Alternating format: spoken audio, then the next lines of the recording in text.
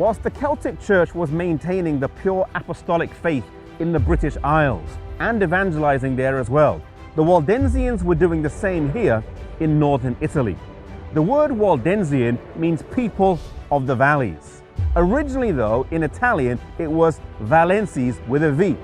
It was translated into the French as Vaudois. But in the 12th century, the V changed to a W and one of the L's became a D, from where we get the name Waldensian today. The Waldensians did not see themselves as reformers. They did not see themselves as needing to separate from Rome, for they said, we have never belonged to it. They said they are part of the apostolic faith and could trace their origins all the way back to the early centuries. In fact, when we look at the history of the Waldensians over several hundred years, if not millennia, we can see that they were around in the very early centuries, in the 4th century with Vigilantes. We can see them in the 7th, the 8th, the 9th century.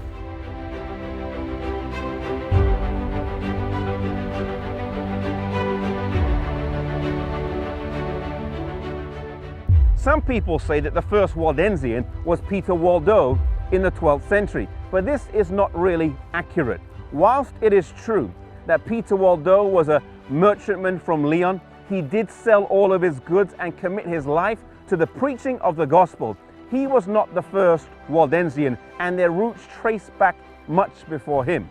In fact, one of the early names for the Waldensians was actually the word insabati, showing clearly that the Waldensians were Sabbath keepers, as they were named after the very day upon which they worshipped.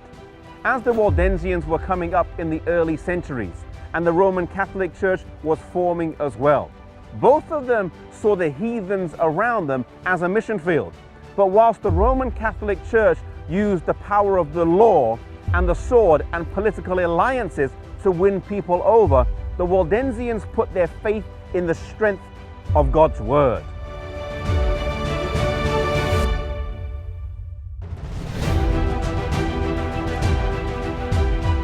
When you gaze on the magnificent mountains that surround us, you cannot but admit that God provided a safe retreat for his people.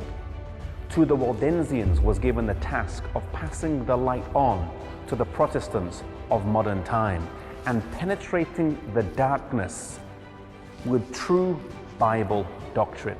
Indeed, they maintained longer than any group in the struggle to preserve the Bible and primitive Christianity. In upcoming episodes, we're going to see the caves in which they hid and where they met for worship. We're going to see the places where they trained their young people in how to study the Bible and in how to be missionaries. We're also going to climb mountains and see the cliffs over which the Waldensians were hurled to their death in times of persecution. Truly, the Waldensians stand to us today as a group of people who believed in the Bible, as a group of people who believed in mission service. They are a key part of our spiritual lineage today.